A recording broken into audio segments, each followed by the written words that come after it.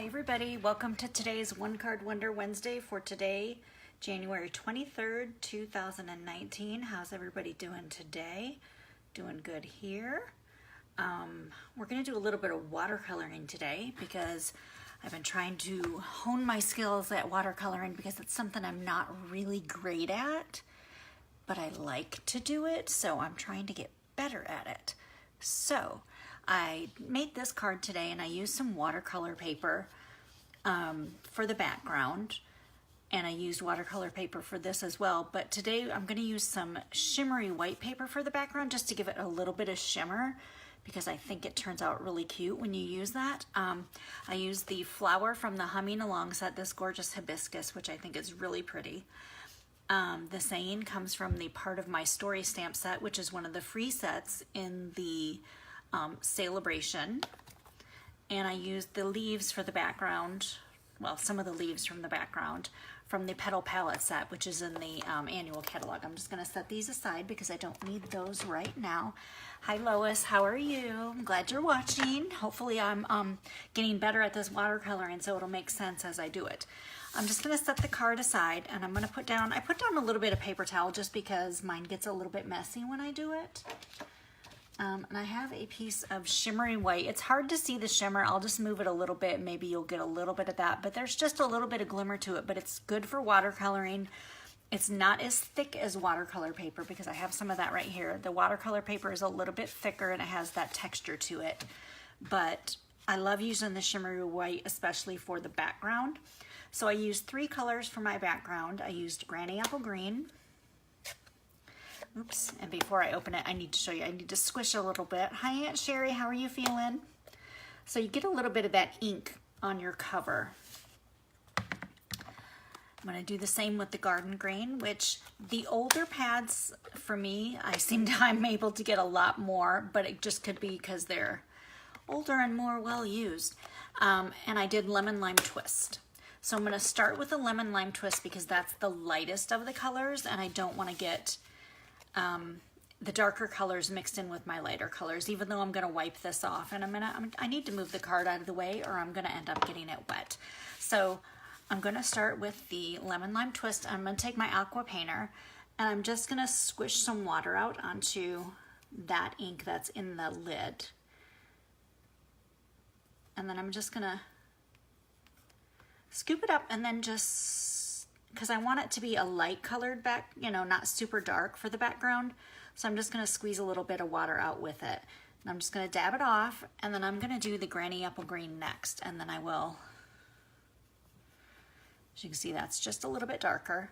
And I'm going to do the same. I'm just going to squeeze a little bit just to get the color onto the background. And then I'm just going to dab that off and do the Garden Green next. Oh, I'm glad you're feeling good, Aunt Sherry. And then the Garden Green is the darkest of the 3 and you'll see that. And the reason I did it in the dots like this is I played around with it and it just seemed to work better for me to do it this way. Now obviously the more water you squirt out, the more it's going to do that. But now that I've got my dots on my paper, I'm just going to spread those out a little bit. And I don't want to mix them all together. I want to have a little bit of their color, the darker color to stay in one spot. And once I get it like this, then I'm just going to scoop up some of that ink that does not have the water mixed into it. And I'm just going to add that on to different places on the paper. And I'm going to do that. I need to squeeze this out now since I went with the darker one. This one, I've already mixed all of it up, but I'm just going to dot some of that on there in different places. And it's going to move around the paper a little bit, and that's okay. Your paper's going to curl up. Don't worry about that. Once I get those done, I'm just going to set these aside. I take my heat tool to dry it. Now, before I dry it all the way, I want to just take a little bit because it'll run to the edges now that your paper is really wet. The colors are going to run to the edge. So I'm just going to dry it real quick with this and you'll see that the paper is going to bend back once I lay it down just a little bit with use my fingers on it. You can actually use your brush on it too if you want to, just to hold it down a little bit, just to dry it a little bit. It's not going to be perfect. spread that out a little bit so it dries better. And then I take my bone folder to hold it down, a pair of scissors, you know, whatever you want to use to hold it down to dry it pretty good. So it's almost all the way dry now because your heat tool gets pretty hot. So it's almost all the way dry. Now before it's completely dry, I'm gonna add some basic gray. And the basic gray that I'm going to add is just gonna be in drops. So you do the same thing, you squeeze your ink, get just a little bit of water, not too much, and just kind of mix it up. And then I'm just gonna tap this to get little dots all over my paper. And now that I've done that, I want a couple of drips on there too. So I'm just gonna add a couple drips. I'm gonna get a little more ink on there, add a couple drips. And then I'm just gonna let that dry just like that. So once it's dry, you're gonna have a piece that kind of looks like this. You can see where I added the drops later and they dried on their own. So I'm gonna set this piece aside because when you're doing watercoloring, it takes some time for those things to dry. And you don't want to not let them dry all the way. And I wanted the drops to stay on that because I just wanted to give it that little bit of grungy texture to the background. All right, I'm gonna take a paper towel and I'm just gonna dry the inside of all these cases on the edge so I don't have that wateriness leaking, you know, getting back onto my ink. So that's just a tip. Once you're done, just dry it off like that and you don't have to worry about that getting back on your, watering down your ink pad because you don't want to water it down. Hi Fran, hi Laura, how are you? Glad to see you.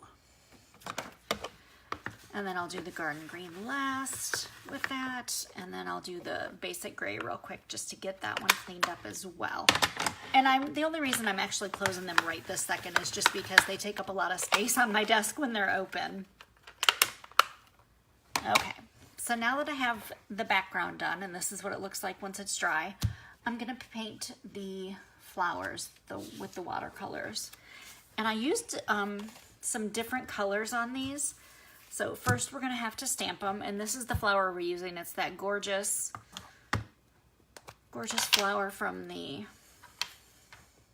hibiscus from the Humming Along stamp set. And I'm gonna use Stays On ink because when you're watercoloring, you wanna use the Stays On ink, and we gotta make sure it's dry before we start. So I'm just gonna stamp 2 of these on here because I want 2. I don't need the stem, but I want the leaf to cut out. And it looks like my Stays On is gonna need a refill here soon. I've been using it a lot today, practicing this technique because like I said, it's not one that I am really great at, but my image is clear enough that I'll be able to use it. I'm gonna set that aside. And I'm just gonna dry it again really quick with my heat tool just to make sure that ink is dry. Now I'm not gonna turn it on high for this one because it's not as wet as the watercolor paper was when I was drying that earlier. And it doesn't take quite as long either. I just wanna make sure it's not going to run when I get the ink on there in the water. Whoops. Turned it up when I didn't mean to. I was trying to turn it off. So I'm just gonna set another paper towel under that to help keep my paper dry a little bit underneath it. So I've got my aqua painter again, and I'm gonna start with So Saffron, and I'm gonna do that with one of, and you can see I already have some on there from earlier that I won't even have to add any extra ink to. I'm just gonna add a little bit of water to it because I want the So Saffron to be extremely light on the edges of this flower. And I'm just gonna go around basically the tips of this flower with the So Saffron because I don't need the entire flower colored in this color. And I think I need to definitely play with this technique even more and do it more often on my one card wonders so everyone can get a little more familiar with it because it's super easy to do, but it makes your project stand out. And it's something that I've always admired when I see other people have done it, and then I don't always, you know, go through and do it myself, but I'm trying to get my repertoire of techniques up to par. So the next color I want to use is the Highland Heather. Sorry, I'm gonna go from the outside to the center, and then I'm going to add a little bit of Melon Mambo in between the Highland Heather and the So Saffron, just because I like the way it looks. I was looking at some hibiscus flowers online, and they come in so many gorgeous colors. I mean, you can grow them, well, you can. I probably can't because I don't have a green thumb. There are so many different colors that it was hard to decide what colors I wanted to use for this. So I just went with the first two that really struck my eye. And it was one that had a little bit of Melon Mambo color and the So Saffron, and they kind of all blended together. I don't want to get too close to the pollen stamen on this, just because I want to do that in Mango Melody separately. And now that I have this like this, I want to add just a little bit of water to it because I want to draw that color out just a little bit so it doesn't look quite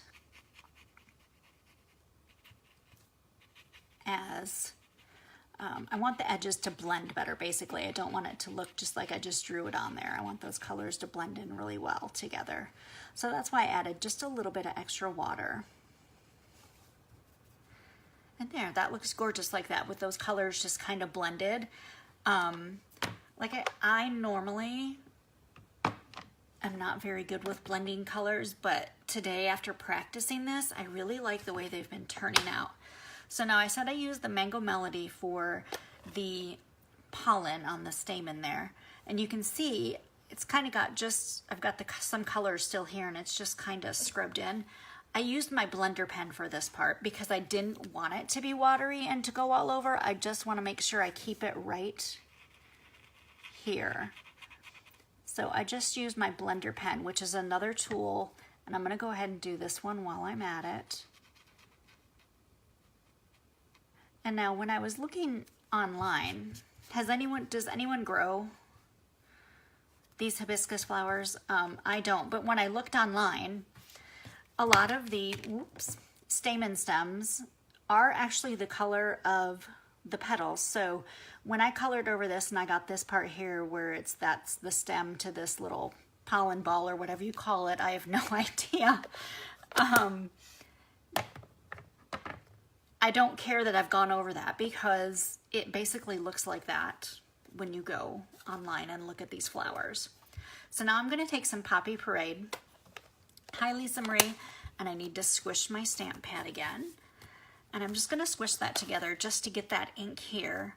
And this one is going to be a little bit darker, and I'm also going to use Highland Heather on it as well toward the edges. But I only used the two colors. If I would have remembered I used Highland Heather on this, I wouldn't have wiped that one up, but too late now.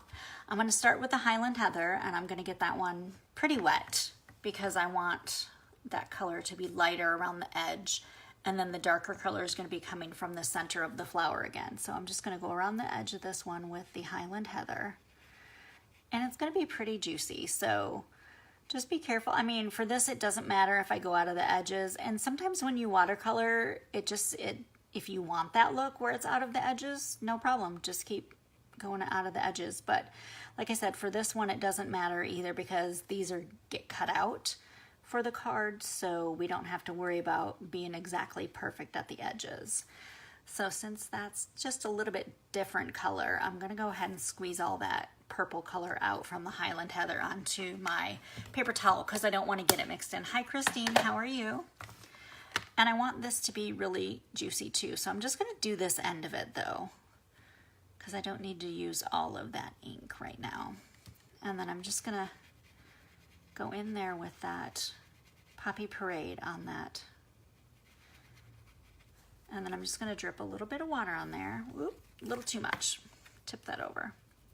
And I'm just going to mix it in so you still get that purple behind it just a little bit. I'm going to dot that off because that's way too much. I'm going to go back. That's another thing, you get too much, just go ahead and take it off. You can go back and add more later. Take it off before it gets out of control and you can't do, you know, you're not getting the look that you want. Now I want a little bit of this really dark in the center. So I'm just gonna take some of that darker splotches of ink and just add those to the center and just bring those out so they kind of blend in. And especially since this is pretty wet from where I got it wet, it'll blend really nice. So that's how I did the watercolor on those. I'm gonna wipe this ink out of this one just so it doesn't go back into my ink pad because I don't wanna water my ink pad down. And I'll do the same here with my Melon Mambo real quick. Now the only other colors that I used, and I used my blender pen to do the stems because again, I didn't want the color bleeding all over. I just wanted it on the stems. I used the Garden Green. And just a little squish with that to get it on the lid. And I just went ahead, we're done with the awesome aqua blender. But I'm just gonna go back to my blender pen. And I used that to color in the stems with the dark Garden Green. And I actually don't need the stems, so I'm not gonna do the stems, but I will do the leaves because I'm going to cut those out separately because I want those on the card. I didn't add the stem to the cards I mean, I could have, but I just felt like they weren't what I really wanted. And now if this was dry all the way, that'd be easier to color over that a little bit, but obviously with it being wet, it's a little hard to color over. Has anyone played with the stamp set yet? Have you done watercolor with this stamp set or with another one recently? Any tips or tricks that you have that you've used? Like I said, I'm trying to get better at this, so I will take any suggestions, tips, and tricks anyone has, and I will try them and see how they work for me. Now, if you haven't used the blender pens before, they're just a pre-wet, they're acid-free, but the wonderful thing about these is once you get that color off from them, they don't, so I can go back and use a lighter color basically is what I'm saying. Even after I use the dark green, I can go back and use so saffron or something, and it's not gonna blend those two colors together. So they're really awesome tool to use. And then I don't have to worry about this getting mixed in with my ink because it's not all watered down. I can just close that and reuse it again if I want to the next time for what's on the lid. So since these are still wet, I went ahead and made some flowers earlier and cut them out so you don't have to watch me fussy cut for 20 minutes. I almost said an hour. It doesn't take me quite that long. But these ones are a little bit different. I used some Poppy Parade and Mango Melody and Melon Mambo, I believe, on this one. And then I used the exact same colors that I used on the other flower. I just did them a little bit different. So, oh, okay, Lisa Marie says blender pens are glycerin filled. Okay, awesome. Thank you, Lisa Marie. I wasn't sure what they were filled with. I knew they were acid free, but I didn't know what was in them, so I appreciate that. So for the background that I already had, I went ahead and I stamped out these leaves with StazOn, just because I wanted a couple of extra leaves on the background poking out, because I do have the ones that I cut out. And actually, I'm gonna flip it this way because I want this part to be my base, because that's where my sentiment's going to go. So I just want it a little bit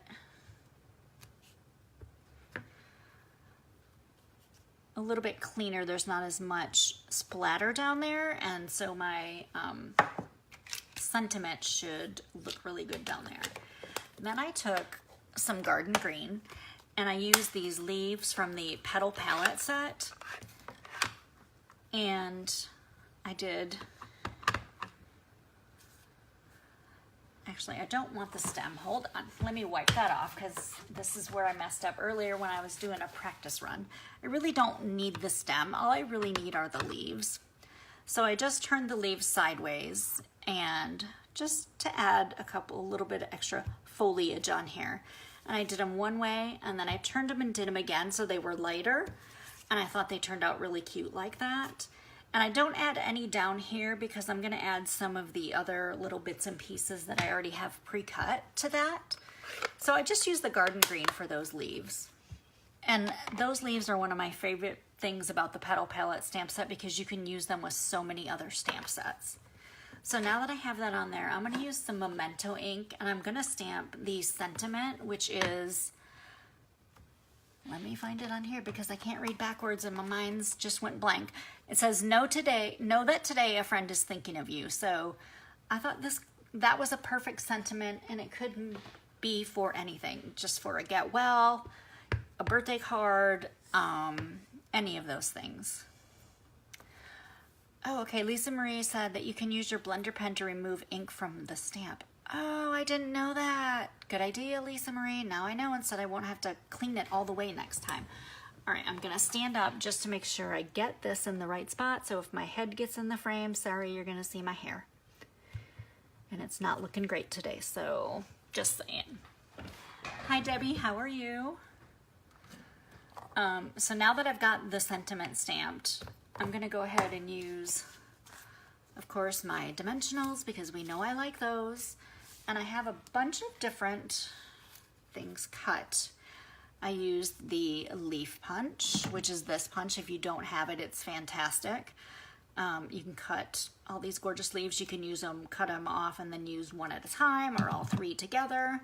I used the sprig punch, and from the sprig punch, I took some different colors. I did some smoky slate and some garden green, and this sprig punch was in the holiday catalog, and it's carried over, and it's fantastic.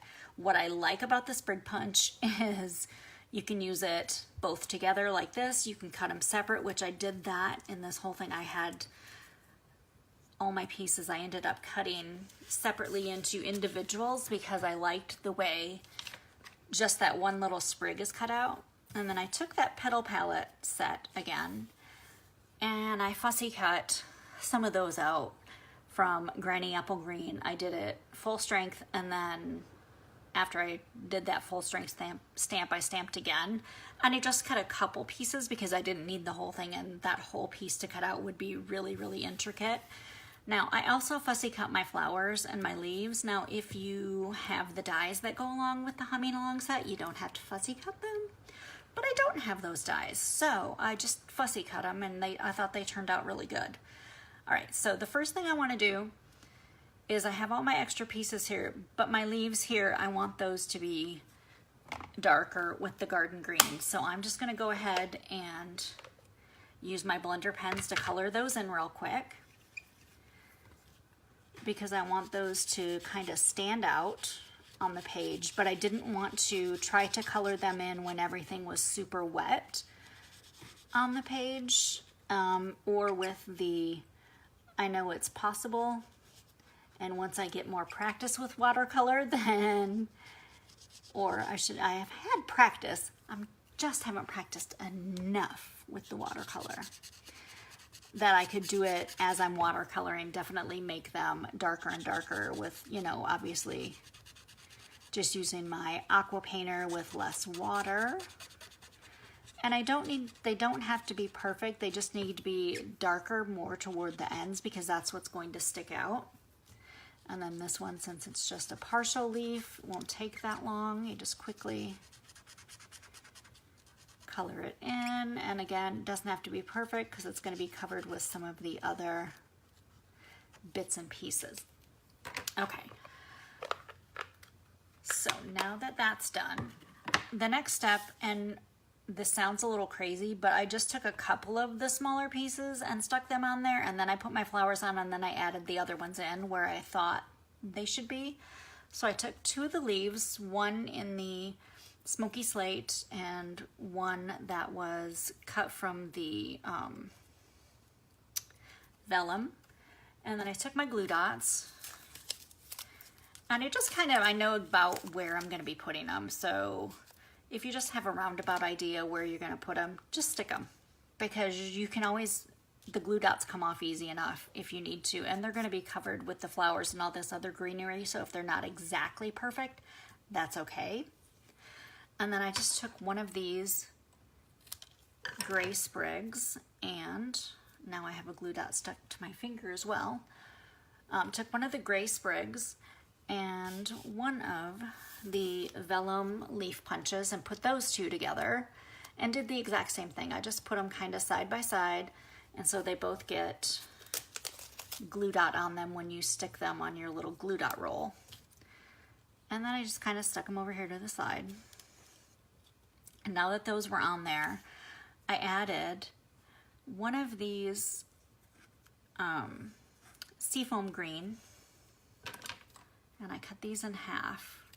I love this soft seafoam color, and even though I didn't use soft seafoam on here, it almost exactly matches with some of this green that has, when the colors ran and they were diluted with the water. So I really like the way that turned out. So that's why I decided to throw some seafoam green in here. I put one at the top, one over here around, kind of almost directly across from it. I kind of do things symmetrical. I noticed this the other day when I was doing things. I'm like, I kind of, whoops, I guess my glue dot didn't stick to that one. You ever have that happen? Or is it just me when I'm on live, doing a live? And now I'm gonna put a couple of small dimensionals on the back of these leaves that were cut out that are from the flower and stem, the hibiscus from the set. And I just want to put them, so they're going to be popped out. I put one right here. It's right next to the other dark green leaf, but that's okay. And this one is going to go at the top, and I'm going to have it kind of sticking off the top a little bit, because once we layer this on the card, that'll give it just a little bit more dimension. Thanks, Lisa Marie. I love all the different shades of green too. Green's my favorite color. That's not why I did this like this, but it just ended up working out perfectly. So now I'm going to take some of the larger dimensionals, and I'm just going to put two here, and I'm going to stick the first flower down, and I'm going to do the lighter one just because I want that as the back. And now when I cut them out, I left that top part of the stem on there. You don't have to do that, but I just did because it felt weird for me cutting it off. And then I'm just going to put two more dimensionals here, because this one, when you put it on, is going to kind of layer over that first one a little bit. And now that you have that, now is the fun part, and we just get to stick some pieces in just to give it a little more dimension. And I use my glue dots for all these pieces. So I'm just going to take one of these garden green sprigs, because like I said, it's got lots of green color in here. Just going to stick it on there, get my glue dot stuck to it, and hope I can get it off without ripping it. And it's going to kind of come off the edge of the card just a little bit, not too much. And then I just kind of tap it down with the flower. You don't have to stick your finger all the way underneath to try and get that glue dot to stick down. And I'm going to take some of these garden green leaf punches, and I'm going to add those in as well. And they, like I said, they don't have to be perfect. You can just kind of layer them in. They can cover over a flower a little bit if you want. Just make it look more fun, and I think a little more realistic when things are just kind of layered all over each other and they're not perfect behind other pieces. I'm going to do another soft seafoam sprig punch here at the bottom, if I can get it off without ripping it. There we go. We'll just use the scissors to pull that one off. And this one, I'm going to kind of lift that flower up just a little bit, just so I can get it in there. And that's where your scissors and your take your pick tool or your paper piercing tool come in really handy, because you can just shove those little pieces under there and get everything where you want it. And now I want to add in these other small pieces that I cut. Now these are a little more delicate, so you need to definitely use something to help scoop those up. And then I'm just going to stick it just under the edge here, just so your adhesive isn't going to be out in the open. And then I'm going to do the same with this one, this other one that just has the two leaves on it, and I'm just going to stick that under the edge.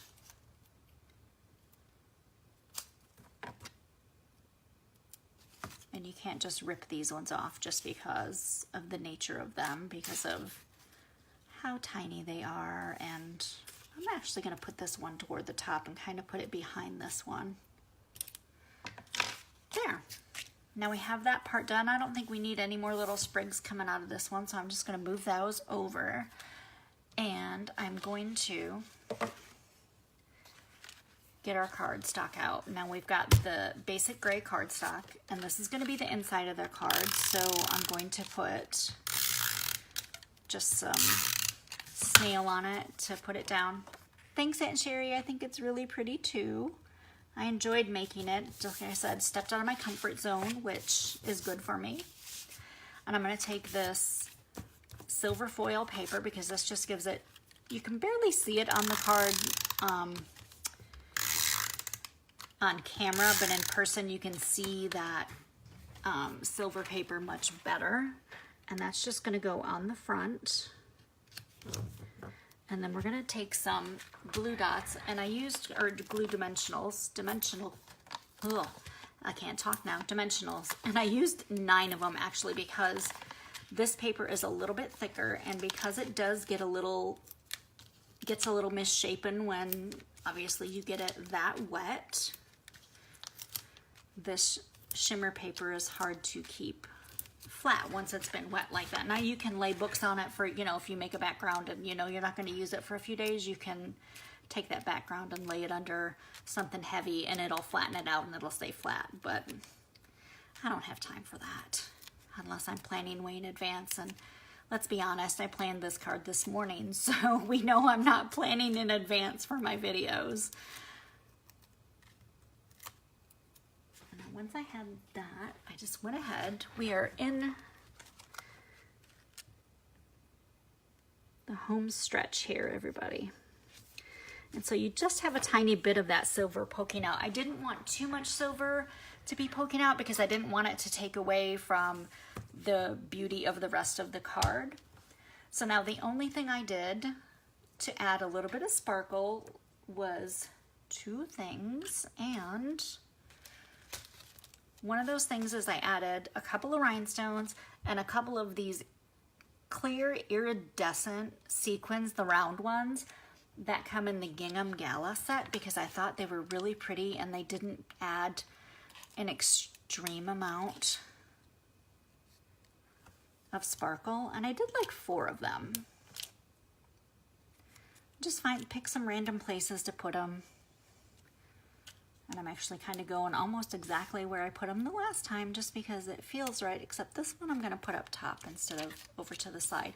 And then I used some of the smaller rhinestones, and then I just literally put 1 rhinestone next to each little sequin. I don't know why, but I feel like that just looks super cute. And just put 1 by each one. They don't have to be all exactly the same, but I think they look really good when you've got all these basic gray splatters everywhere. And the last thing I did was I took some Wink of Stella, because who doesn't love Wink of Stella? And I went over these soft seafoam sprig pieces, and I just gave them a little bit of sparkle just so they stand out a little bit from the paper, because they really blend in with the paper. Even though I didn't use that color, they blend in where that color has been faded, you know, with the extra water that was poured onto, you know, dripped onto the paper. So that's it. That is today's One Card Wonder Wednesday. This card I stamped with the basic gray, and I just didn't feel like it popped out enough, so this one I did with Memento ink just to make sure that popped up. Now, I haven't stamped anything on the inside of this card yet, but I need to come up with something, because as Lisa Marie says, this is the year of no naked cards on the inside, so I have to come up with something to stamp on the inside, and I will take a picture and show you all that once I come up with it. But I hope you liked today's One Card Wonder Wednesday. I hope it gets you out of your comfort zone just as it has me, and gets you to try some watercoloring. It's so much fun. If you don't have aqua painters, order some aqua painters. if you're, I mean, you already have ink. That's all you need are aqua painters. I wouldn't recommend watercoloring on anything other than the watercolor paper or the shimmery white. So you may need to order that as well, but I'm sure you have everything else that you need to get started. And I hope you will try this. And if you do, take pictures and post it so I can see what you've done. Thanks for watching. Have a great evening. Bye.